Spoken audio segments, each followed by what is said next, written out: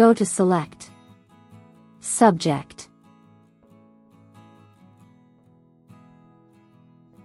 Press Ctrl+J to duplicate the selected area in a new layer. Select the background layer, and press Ctrl+J to duplicate it.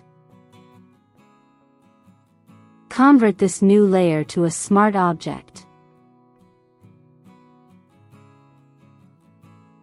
Go to Filter, Blur, Gaussian Blur. Blur the background to your liking.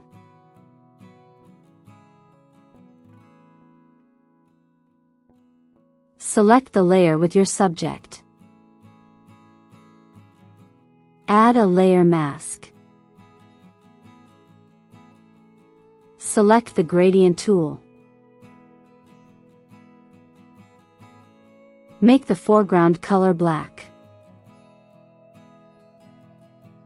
And make the background color white. Select the foreground to background gradient.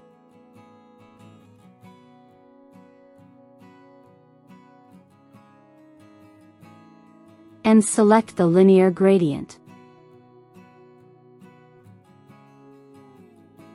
Create the gradient from the bottom up. You can move the stops to adjust it.